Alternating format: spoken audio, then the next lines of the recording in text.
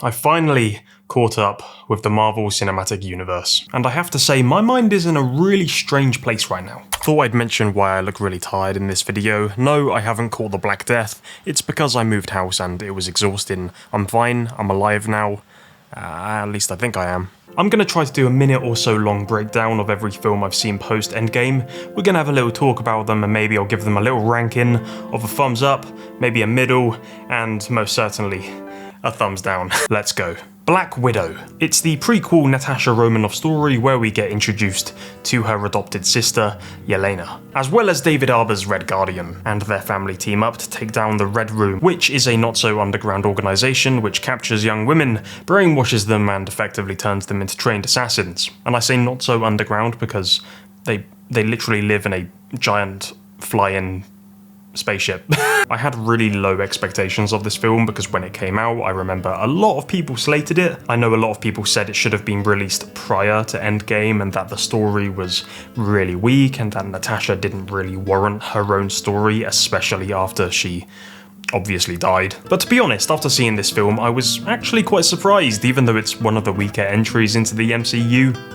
Didn't mind it. It didn't feel like a filler episode purely made for introducing new characters. It actually felt like its own product to a good extent, and it allows you to unpack Natasha's past, find out what her deal is. And that can go either way. A lot of people just didn't care at all, but I think it's a pretty important thing about her character. And above all, I really like these quiet moments you get to spend with these characters. I remember really liking the introduction sequence alongside the pre-credit sequence. I just thought it was really engaging and fairly original, although the inclusion of this guy confused me a little. The action sequences and the plot itself weren't mind-blowing. The CGI looks awful in a lot of scenes, especially when Yelena falls off the station. That smoke looks like it's been comped in. It looks horrendous. It looks like they dropped a smoke effect video and set the blend mode to screen. It's a testament to the state of VFX right now, and I know a lot of studios just aren't giving the time to VFX artists, the preparation needed in order to produce amazing shots, and that's why a lot of shots way back when were significantly better than a lot of the stuff we get these days, because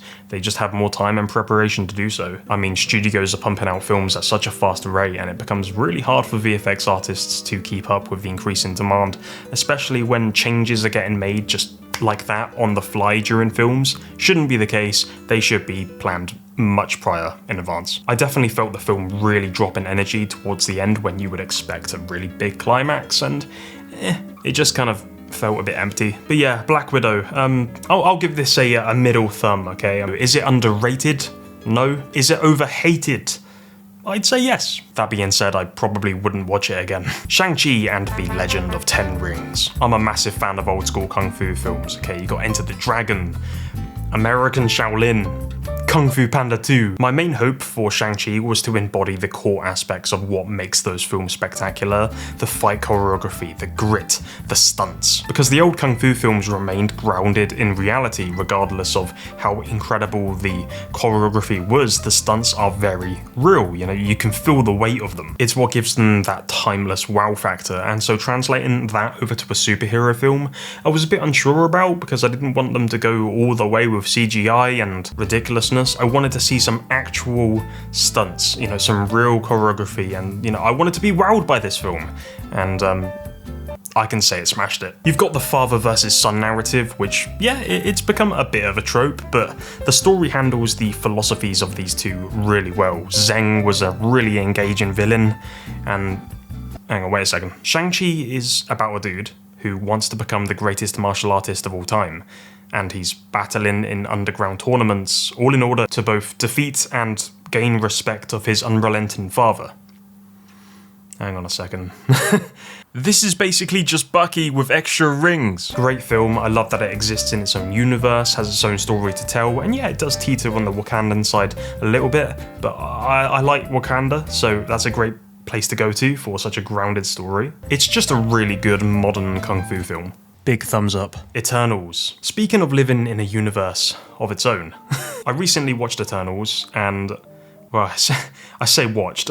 Basically, when it came out, it got spoiled to the high heavens. I saw a lot of Twitter memes about the Celestial poking out of the Indian Ocean, so that was pretty much everything I needed to know. And this huge celestial head and hand, it didn't get addressed until very recently, thanks to the persistence of everyone.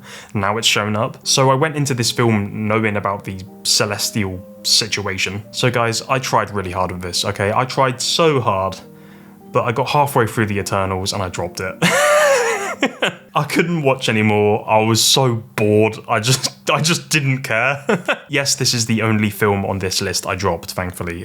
But fuck me, the plot of the film didn't capture me at all. There were so many characters and it just felt bloated. By all means, I'm happy to be introduced to new characters, but 10 is a joke, and if they aren't being used for anything, not even exposition, which some weren't even doing that, they were just sort of there, you know, just to be there, then it's like, come on, just tighten it up. I'm sorry, but if these characters are just there to be joke crackers or filler or fluff, just as a viewer, you know, as an audience member, I just don't care. Like, it's a waste of my time.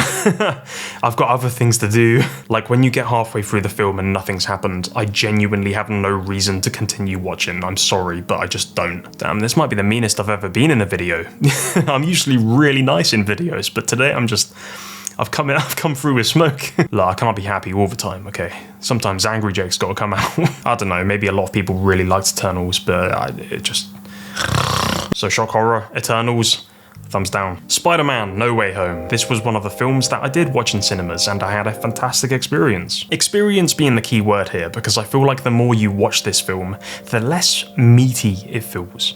Is that a good way of saying it? Less meaty? Once you get over the shock value or like surprise value of seeing Andrew and Toby return, you kind of feel like a bit, The enjoyment slightly dwindles after the first time, and so you have to have other things in the film prop it up, and there isn't as much as maybe you would want. Some films are purely made to elicit a fan reaction, and others actually try to tell a strong story, and this still does both, just not as well as other ensemble films that the MCU have done. You know, case in point, Spider-Verse, which I guess isn't MCU, but now kind of is it's a mess. Everything's a mess. But this is still a great film. I found Tom's performance to be really strong. I like that his character goes through the emotional arc which previous Spider-Men have gone through. You know, the sense of losing someone that's really important to him. Obviously, he's gone through the loss of Iron Man, but to lose Aunt May, that's a whole different level. Throughout the film, he's really desperate, and that's good to see because he captures that youthful essence, which makes Spider-Man such an interesting character because he's such a different age range from all the other people who may have handled this entire situation differently. Even though he does say some really dumb things and interrupts Doctor Strange and probably makes everything much, much worse for himself, as opposed to just being a bit patient and then he would have fixed everything. Willem Dafoe is one of, if not the best part of the film. It's amazing seeing Alfred Molina again, because let's face it, Spider-Man 2 is a banger. The power of the sun in the palm of my hand. Oh man, what a film, come on, it is a banger, let's be honest. Like, it's kind of silly, but it was one of the most creative things we had at that time, and that transition, from the glasses! I need to rewatch that film. Yes, this film is fan service supreme, but not every good film needs to be some critical Cannes winning feature. Sometimes for a film to be good, it just needs to be fun, and this is definitely the territory this sort of film survives. In fact, I think most MCU films would survive in this territory, and fun should encapsulate a lot of things, including character development, which this film definitely does have, which is nice to see, because some films further down this list do not have that. No Way Home is a good case of using a large group of characters which work because they're all trying to unpack their emotions, and there's room for dialogue exchanges which actually feel meaningful. I think my question is, will No Way Home survive the test of time? Will it be a film that a lot of people go back to, you know, to watch, or will it kind of dwindle a little bit? Maybe it won't be as iconic as, say, Spider-Man 2, which feels timeless. But it is a really good watch, and I'm interested to see if more people talk about it in the future, or if it has just existed to create that hype, which it is amazing, and then just sort of be in its own lane and, you know, exist over here. But it's still fun to return to. No Way Home, thumbs up. Solid film. Doctor Strange in the Multiverse of Madness. Just convoluted. It didn't necessarily mean I didn't enjoy it though, it just captured the new era of Marvel, taking it to new universes and alternate timelines. Personally, Not a massive fan of it, but I am self-aware that it is a very, very prominent thing in the comics, and I guess it is the natural progression for the franchise, for the MCU. I think for me, unless there's very specific exceptions, I do prefer more grounded stories, stuff that just remains in its own realm. I guess it is a slightly similar situation to Spider-Man, where, your character, Doctor Strange, is going to all these different dimensions, and he's coming across characters you wouldn't expect to see. And is there a point where you start to ask, okay, is this just here for fan service, or is this here to actually move the story along? You can see how the studio got comfortable with the success of Spider-Man, and so they think, okay, we can include new characters, or characters people already know, but have them be depicted in the MCU, and this can be an interesting idea in terms of plot development, but it does feel more like fan service the more you see stuff. Yes, I love seeing Professor X, okay, I love seeing all these different characters, even alternate versions, you get the UK, the Captain UK, whatever her name is. I guess it's a topic of conversation whether pulling in different characters from the comics benefits a story or if it takes away from it and they are just there for the sake of fan service, and I think it depends on the execution and the film. Sometimes it works, sometimes it doesn't. I think here it felt more like it didn't. I did really like Scarlet Witch in this film from a performance perspective. I think Elizabeth Olsen is fantastic, but I'm in a different mind when it comes to her actual character arc. I'm like, what does Marvel actually want to do with her at this point? And I guess we'll find that out way later down the line. So I have to just wait for that. I guess it's the joy of these movies, you just have to wait for the next one. I do like how Steven's character maneuvers this film, even if the CGI was questionable. It was alright, it's a fairly fun watch. It's a mess of a film, but I guess that is technically the point of it. Multiverse of Madness. It did feel experimental, it felt very different, and I liked that they were trying to be creative, but I wasn't a massive fan of the story. I'm gonna give it a middle thumb, I'm kind of here and there with it. Thor, Love and Thunder. Fuck me. What a weird, strange experience, and I thought Doctor Strange was weird, and his name is in the title. First things first, Taika Waititi has received a lot of hate for this film, and that's completely unfair because he is a fantastic director and he does leave his own personal imprint into all his films. He is physically in all of them in one way or another. So you are allowed a misstep, and I'm not sure what the situation was in terms of developing this film because it was just an off day for him, I guess. All his other films are fantastic and I don't think he should be deterred from making more. I think the reaction to this film was really unjust. You can criticize it, for sure. I'm about to. But Taika is a great director and I don't really hold this against him at all because we've seen what he can do. So, anyway, that being said, I don't know what happened here. You have Christian Bale, one of the greatest modern actors who shines when it comes to ensemble films. He is the ensemble method actor king, and he is completely underutilized, and this film just goes way too far with the comedy, and it takes everything away from what Gore could have been, which is arguably one of the best antagonists in the MCU, and they just made him a joke, as they made Thor a joke. And I do like the idea that the gods are approached in this way in this universe, how they're very corrupt, and it's quite representative of Greek mythology, because they were no saints, but the execution just did not land. Thor is a clown in this film. He's like a caricature of himself. His transition from Infinity War to Endgame was a pretty sad decision, because you have this stoic god crumble under the loss of everything, He thinks he's lost his brother, Loki. He thinks he's lost his entire civilization, which to an extent he's lost a lot of people. So he goes from this haunted, revenge-seeking, venomous god to this fat joke. This is by far the worst CGI I have ever seen in a film like this. High-end Hollywood film. This is fucking awful. And I will always stress that I do not blame the VFX artists for this. This is clearly a lack of time and preparation. Just a bad film all around. I care less about Thor more than ever. I think his relationship with everyone is just not to be taken seriously at all. It's just, again, it feels like it's not Thor anymore. It just feels like he's some just joke. It's pathetic. Him with the Guardians was a weird choice and I didn't see them working at all. And the ending was underwhelming. I actually love that Thor has a kid now, which is explained by the title, Love and Thunder. You wouldn't expect it to be a child at the end. But that could have been a really interesting story, having Thor raise a child, and instead they skipped past that, which could have been really interesting character development and chose to go with this strange, uncanny narrative with goats. Beautiful. It could have been such an interesting storyline, and you could see him grapple with a whole new challenge, and that's how I feel about this film. When I think of Thor Love and Thunder, I go, there was potential. There's always potential with films that are bad, and this was played in the wrong way. It just got turned into a goofy mess. So thumbs up! Black Panther, Wakanda Forever. This is where you realise the MCU is full of peaks and troughs, and I don't know what I'm going to get anymore, and I feel like I'm falling through limbo. But on one hand you have Thor Love and Thunder, and on the other hand you have this beautiful thing. I feel like I'm going insane because the standards change so much. Wakanda Forever handled the passing of Chadwick Boseman beautifully. This was a film that kind of had to be good.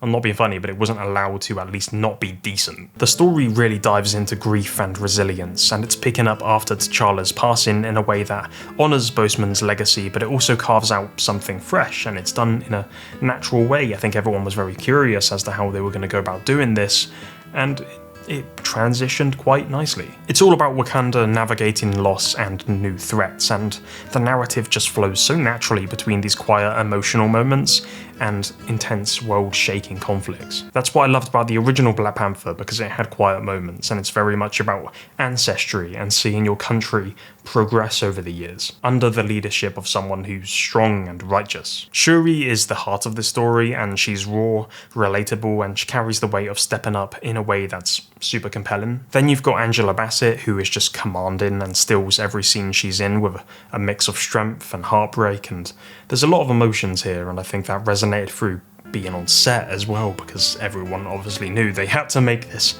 good, you know, and you could feel that. You could genuinely feel that on screen. You can have a sense of that. Even through the soundtrack, you can feel it. Namor was a villain I really found interesting, which feels like a hard thing to come by nowadays. He's not necessarily a villain, more just a flawed character or someone who has a different perspective. His motives tie into the story's themes of culture and survival, and it adds so much more depth than some kind of one-dimensional villain. The visuals are stunning, the action pops, and the way it celebrates Wakandan heritage whilst introducing new corners of the world, it's just solid. It's a beautiful tribute, and I mean, was the inclusion of Ironheart a bit out of left field? Maybe. It was definitely an interesting take. I wasn't like the biggest fan of it, but they're getting their own series, so we'll see how they develop, or maybe they don't, I don't know. I know a lot of people are calling Ironheart Iron Man from Temu, which, you know, fair. But in terms of this film, really good. I mean, it's one of the best MCU films in my opinion, so of course, thumbs up. Ant-Man and the Wasp, Quantum Mania. Ah yes, so we hit a peak again. It's time to hit a trough. Ant-Man and the Wasp, Quantum Mania. Kids will love it, you know, it's a fun, silly, goofy film full of jokes and laughs and, you know, Paul Rudd being charming, as always. I, on the other hand, wanted to turn it off because I was so confused and bored and I didn't really want to watch it. So I stuck through it.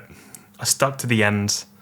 I got to the end of the film and yeah, I still kind of regret not turning it off. Obviously, I feel like I should mention this, but the situation with Jonathan Majors put this film into a strange place of limbo, and no one really knows what to make of this anymore. Whatever your opinion on that is, it's just not going to be continued. The Kang dynasty died with Ant-Man.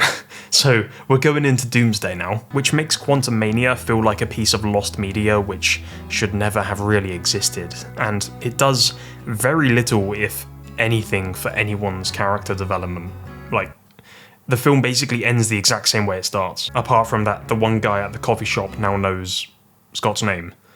So that's something. But the story itself is silly, okay? It's kind of a comedy. The concept of Ant-Man has always been quite funny because it's ants, like, let's be real here. And it's fine to have. I think Ant-Man is a fantastic addition to the MCU for younger demographics. They're cute, they're fun. I kind of liked the first Ant-Man film. I was less of a fan of Ant-Man and the Wasp, but we don't have to worry about that now. So yeah, the film did seem to approach a younger demographic until there seemed to be some strangely placed jokes, implications of sexual relationships, like Hank's wife, and also the alien who wanted a hole. and ended up getting many holes. And plus the inclusion of mass genocide from a guy who will probably never return to the MCU, which is sad because Kang was intriguing me. I was actually enjoying him until he got his ass kicked by a bunch of ants. So he wasn't quite Thanos. Modok was a strange inclusion. It was so dumb and weird looking that I actually kind of enjoyed it. I don't know. It was like seeing a car crash. And for a mental organism designed only for killing, he does a pretty horrendous job. Maybe just avoid watching this film entirely and go and watch Modok, you know, that TV show which got discontinued after one season. You might have more fun with it. Yeah, it was just a boring, predictable film which made my eyes roll a lot, and like I said, I wish I turned it off, but it wasn't quite Eternals level. I felt like there was some substance. I don't know, maybe it was Modok. If I watched this when I was 8 years old, maybe I would have had a better time, but now I'm just a miserable, sad little cynic. So sorry Quantum Mania, it's a thumbs down from me. I'm not going to be able to sleep at night now, knowing that Modok he's perished. Guardians of the Galaxy Volume 3. Guardians is a surefire win, let's just get this out there. I mean, there's a reason James Gunn has gone to basically helm the DCU. Or was it DCCU? It really rolls off the tongue. This film wraps up Gunn's trilogy with a story that's equal parts wild, funny, and deeply moving, and it dives a lot into themes of family, redemption, and of course letting go, but a completely different way that he did it in the second film. Or even in the first. It's like he keeps finding different avenues, and each time it feels completely original. The narrative follows the Guardians as they rally to save Rocket, who is severely injured, and it weaves together the chaotic action and emotional beats. And of course Rocket steals the show. His backstory is raw and emotional, and you see what he went through alongside the other animals. And it just really wants to make you cry, especially, of course, in the death scene. Chris Pratt brought his usual charm, but with a layer of vulnerability that really lands, and Saldana's Gamora adds a fresh, bittersweet dynamic, although I do not like the trope when characters lose their memory. I'm not the biggest fan of when films do that, especially the whole, oh, they went into a coma and now they don't remember anyone. Just makes me feel empty, and like, what was the point of even establishing all of that? But we move. The villain, the High Evolutionary, is really good. You know, they're not like a powerful villain, they're more just morally corrupt, and they make you hate them to a deeper level than just raw power ever could, so that's a great thing. I think anyone who hurts animals deserves the absolute worst, so it's nice to see this tackles that. It really ties into the story's explanation of control versus freedom, and that's also shown in Adam Warlock, who I adore. I think Will Poulter sold this blend of power and naivety really well. The visuals are colourful, creative, and packed full of weirdness, and the soundtrack is pure gold. It's a staple of these films now. I mean, starting the film with Creep by Radiohead, it's just perfect, especially for Rocket. It fully grabs his character, tells you what the whole thing is going to be about. It's a great send-off which follows the journey of these misfits, and all of these films are so rewatchable, so I could watch this film whenever. Obviously, it's a massive thumbs down from it. I do like Guardians. Again, another example of it belonging in its own world, being disconnected. And funnily enough, it's one of the best MCU stories. Why is that? Because it's not getting too jammed and convoluted with everything else. It's just its own thing. The Marvels. This is just like, I haven't got much to say about this one, I'll be quick. Going into the Marvels, I thought I'd end up not being a fan. I didn't like Captain Marvel. In fact, I really didn't like that film. I thought it was just bland, and this kind of teeters on that, and it's not as bad. I haven't watched Miss Marvel, the TV show, so straight off the bat, I didn't really know anything about these characters, but I did like them, okay? I thought they did have some charisma. I didn't like the film all that much, but it definitely wasn't the lowest of the low, okay? It was just kind of there. I thought the villain was as basic as they come, their motivations were barely explored, and the plot was just really jumbled. I think the whole power swapping gimmick became quite repetitive, and I would have liked to have seen less of that and more just character development, because there was time for it. I mean, even the small moments of Kamala's family, I like those moments because they feel very raw and normal, and you can get some nice dialogue there, and then it just turns into like the same old kind of meh choreographed fight scenes of blending of powers, and it's a fireworks display, but maybe I just wanted more breathing space, a bit more exploration as opposed to flashiness. So yeah, I am leaning to a thumbs down, like teetering on a mid, but kind of It's just meh, it's just a forgettable, like, it's just there.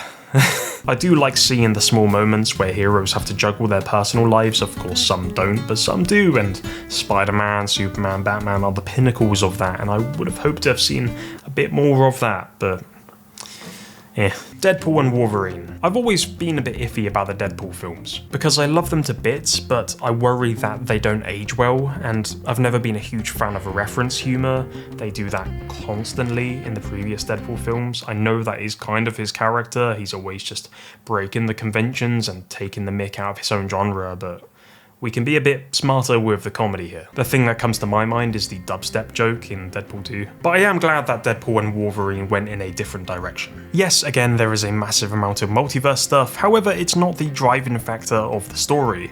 The wow factor doesn't come from the concept of the multiverse and how the film visually explores it, which seems to get relied upon in a lot of prior Marvel films. Instead, the weight of this film comes from the repercussions of the multiverse, and of course the huge junk heap everyone ends up in. The relationship between Wade and Logan is of course the engine of the story, and by far my favourite scene is the fight in the car, and of course Logan's breakdown, just really good acting, great performance. Interesting choice of villain. I really enjoyed Cassandra, basically just an unwanted child chucked into a trash heap. You can kind of get why she is the way she is. She wasn't like the most engaging, but you know, I didn't mind her. I definitely think using comedy and Deadpool's fourth wall breaking nature makes this idea of character cameos more digestible as opposed to a serious approach like multiverse. I think the style of Deadpool hands itself to these choices better than other cameos are shown in other Marvel films, and I think that maybe because comedy kind of becomes a safety net for experimentation. You get films like Airplane or Austin Powers where you can kind of do silly things and they can be played off as a joke, and yet hidden underneath the bonnet, Marvel is introducing new characters to apply into their universe, so this is the best opportunity they had to do this. It's a very fun film, and it's very similar to No Way Home in the sense of having the inclusion of all these different characters from all these different films and franchises, pulling them all together, and you do ask the question, is it just there for fan service? Is there going to be longevity in this film? Are people going to come back to it? And I think there is a lot of strengths to Deadpool and Wolverine. I think a lot of people will come back to this. It does slightly rely on your understanding of Loki, which is an actual good series, so definitely watch that, but for some people the ensemble of elements can be an issue. It can be hard to keep up with, and that's something I'll talk about more a little later. Another strong part of the film is that the tone is very serious, and you have Logan who is just in a terrible place, and so it's nice to have moments where Wade just shuts up. I think that's a very important thing, to make Wade shut up and then have him come back, as opposed to non-stop cracking jokes. I'm tired of it. Honestly, this film has so much to unpack, but I'm just gonna say thumbs up. A lot of fun from beginning to end, had a laugh, good vibes. It's what you want from a Marvel film. It's a good blend. Captain America, Brave New World. Harrison Ford turns red. The last time he did that was when Disney called him up and asked him to play Han Solo again. This film is weird, man. I like that it feels more grounded. I think that's a staple thing of Captain America films. It's very much grounded in reality. You know, you're not going off to space, you're not going to a different universe, you're just staying right here on planet Earth and dealing with our issues, because surprisingly enough, we have a lot of problems, and shark horror, it's in politics. So many events of this film occur because of this villain who is deeply ingrained in Ross's psyche, and he knows all about the president's secrets, but it's underwhelming because the villain also ends up being really dull. I just didn't care about the villain of this story, and maybe I wouldn't have to if he wasn't so involved in every single thing that happens, but he is. It's like his motivations weren't fleshed out enough to even warrant carrying a feature film, which makes me think, like, for the first time out of all of these films, maybe Brave New World could have even been like a few episodes of a series as opposed to a feature film, because a lot happens and yet it feels like nothing happens. I don't know, maybe I'm on the wrong path here. It just feels like it's a bunch of TV episode sequences that are mashed together and there's just not enough glue to keep it working. It relied a little bit on the audience watching previous MCU films, and when I say previous, I mean The Incredible Hulk, which I was very surprised to see referenced. It was a welcome reference, I was just surprised to see it, given how far ahead into the future we are now from the events of Incredible Hulk, which, I mean, didn't even have Mark Ruffalo. It also featured the massive celestial hand and head from the Eternals, which makes me glad that I just saw a Twitter meme of Eternals, because it seems like I learned everything I needed to learn. So finally, after all this time, it's been shown again, and everyone decided it would be a good idea to harvest resources from the hand and not ask too many deep questions in terms of its origin. Like, why is it there? Who cares? And it continues to make me think the inclusion of this huge being in the ocean was just a bit of a slip-up. Like, was this an accident on Marvel's behalf? Did they think it was going to be a bigger thing, maybe included in the Kang Dynasty, but now isn't? And I find it kind of hilarious that in the writer's room they probably have to think, oh man, there's a celestial in the ocean, where are we going to put it? I don't know, there's a dogfight between the Americans and the Japanese, maybe we can just include it in that. There you go, put it there. Sure. I think it's annoying that Sam has to continuously prove to others and himself that he is indeed Captain America. I thought there was a whole series that would clear that problem up so we can have a whole new character arc, but that doesn't really happen. Throughout the events of the film, it feels like Sam doesn't have any character development at all, and this could either be a good thing or a bad thing. Bad thing because it can be boring, good thing because Captain America is supposed to be straight edge, and Sam knows exactly who he is. He's a righteous person, he wants to do the right thing, you know, he's just like Chris Evans in that sense. This film took a political thriller angle, which I loved. It's very reminiscent of the Winter Soldier angle, which was a great film, but it had a smaller payoff and I guess less peaks. I mean, we literally found out the climax of the film in the trailers. Like, we knew Harrison Ford was going to turn into Red Hulk, so that wasn't a shock at all. One part of me wants to say the trailer actually may have taken away from the film because it obviously reveals the climax of the film immediately, but on the other hand, it's like, okay, people are going to find out anyway. Do you want to rely on that shock value, or do you want to just appreciate the film in its entirety? I think that's a better option. Maybe it was better to show Red Hulk in the trailer as opposed to waiting for people to just find out, because then it removes the excuse that the film was purely relying on the shock value of Harrison turning into Red Hulk as opposed to the rest of the film. So maybe it was a good idea. Will Sam forever be a Wish knockoff of Captain America? I don't want that to be the case, because I think Anthony Mackie can take this character to new places. He just needs to get given the right material to work with, so I guess we'll see what happens in Doomsday. So Brave New World is gonna sit in the middle, okay? Had redeeming qualities, but didn't blow me away. Thunderbolts. Okay, the Thunderbolts. Now this is a very interesting situation. As I'm recording this, it is the latest addition to the MCU, and it financially flopped. It didn't do well, it earned less than Quantumania, which is a travesty. Now I wish this wasn't an issue, okay? I really wish this wasn't a problem, but unfortunately when it comes to distribution, it is. So off the bat, in order to know the characters from Thunderbolts, you should also have a general understanding of the Falcon and the Winter Soldier series, the Black Widow film, and the AntMan and the Wasp. That's a lot of content to consume for people who just don't have the time for that, and that's slightly the issue with the MCU at the moment. Because it's become its own entity where all stories branch off from one another, it also becomes harder to access for general audiences. None of these characters you see on the Thunderbolts poster appear to hold that power. And I don't mean star power, okay? You've got some huge actors here. I mean, Yelena, like Florence Pugh is huge right now. But the issue here is character power. You find the MCU is a very, very rare case where people come not only to see the star power, but the actual arc of the characters, because it is in a sense a series format. You want to see these characters grow. That's why Iron Man became so iconic, because RDJ and him became one. They are all side characters, you know, misfits. Even Bucky, who is still incredibly important and has progressively gotten more important and prevalent in the MCU, is still teetering on that secondary character, primarily because he hasn't had his own film. And I'll expand on this because people will probably say that he is a main character. He is as big as Captain America. And I'd say, yeah, absolutely. But to general audiences, there's levels to the game. So it has created a barrier for entry because people not only want to watch something they're familiar with, but someone they're familiar with. This is what has sparked the debate in terms of MCU films becoming kind of homework as opposed to something you can just sit down and enjoy.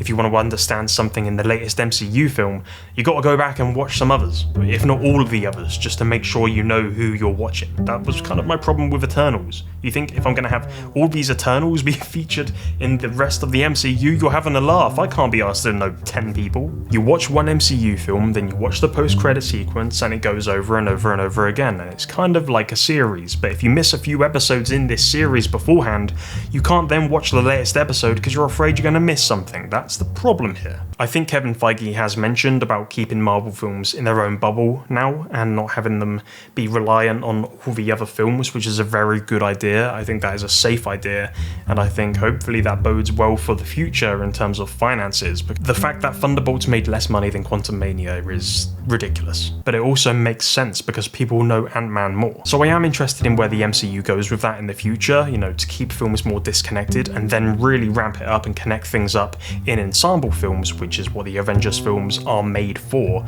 or if they're just going to keep connecting everything up like a TV show. We'll see what happens there. Anyway, run over. The Thunderbolts is fantastic. It's really a story about mental health and finding your purpose amidst the struggles of everyday life, except in the point of view of assassins and superhumans. But it doesn't overstay its welcome. It introduces us to ShangChi, who I think has the potential to possess one of the best character arcs in the MCU if he's used in the right way. And it makes me appreciate what you can do with flawed characters, because so often we've seen misfits being handled in a jokey, light-hearted way. And that's fine, you can do that, but Thunderbolts takes it in a completely different direction. It feels more matured, it feels more seasoned, and I think it's something more and more people will grow to love, the more people that watch it when it ends up on Disney Plus if it hasn't already, because it will be the hidden gem of the MCU. It's one of those really rare MCU films that stick with you because it hits the nail on the head in a very certain way that is both creative and original, and there is longevity in the Thunderbolts. And despite its financial failures, the Thunderbolts is the exact type of MCU film we need right now because it did feel like a creative project. It felt like there was passion in it, and that is the main thing. Yeah, it was still an ensemble. Maybe they belong as an ensemble very much in the way the Guardians do, or maybe they'll separate, maybe they'll get their own separate films, and we'll have to just see where that goes. That's the thing with the MCU, you just have to wait to see what happens next, and I guess that's what keeps people watching. So it's a thumbs up for the Thunderbolts, or the actual name of the film, which I'm not going to spoil because clearly not enough people have seen the damn thing. So anyway, that was my review and recap of all the films that have come out post Endgame, and you know, we'll see what happens with the next ones. Maybe I'll talk about them, maybe when Doomsday comes out and Modok returns and kills everyone, then that'll be great. Anyway, take care, subscribe, I'll see you later.